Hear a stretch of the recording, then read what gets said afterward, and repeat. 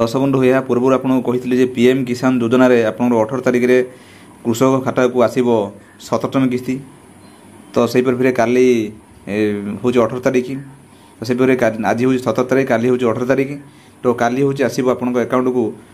17 PM किसान आप 17 किस्ती तो या बदले एक आर्टिकल प्रकाश पाई आपको देखो से आर्टिकल आपको पढ़ी शुणाऊँगी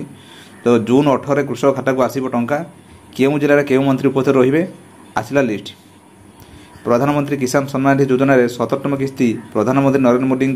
द्वारा जून 18 जून उत्तर प्रदेश वाराणसी बंटन कर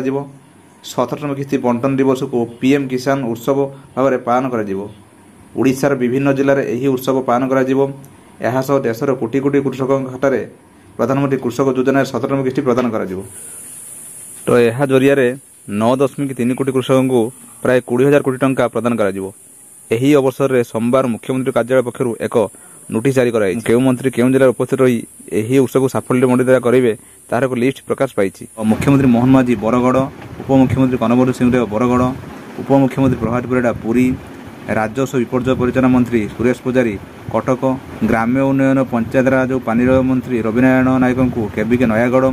स्कूल गणशिक्षा अनुसूचित जाति और जनजाति उन्नयन और पछुआ वर्ग कल्याण मंत्री नित्यानंद गंड को केन्द्रापड़ा खाद्य जोगाण और खाउटी कल्याण विज्ञान और वैषयिक मंत्री कृष्णचंद्र पात्र को ढेंकानाल आईन और अबकारी विभाग मंत्री पृथ्वीराज हरिचंद्र को खोर्धा तो यहपरी तो मंत्री को सबू जिला दायित्व दिखाई से जो काली जो उद्घाटन हम पीएम किसान योजनार 17 किस्ती उद्घाटन हम तो ये मंत्री मैंने सब जिले उपस्थित रहे दर्शक बंधु ये था आपगली जो काली जो वितरण हम पीएम किसान योजना 17 किस्ती से बाबद प्रधानमंत्री मोदी सबू मंत्री मानक निर्देश देते काली यार उद्घाटन कर दर्शक बंधु मो भावी आजिका भिडियो टे बुझीपारे जदि आपने सुधा चैनल अच्छा सब्सक्राइब करूँ और मतामत कमेंट लिखुन दर्शक बंधु रही नमस्कार जय जगन्नाथ।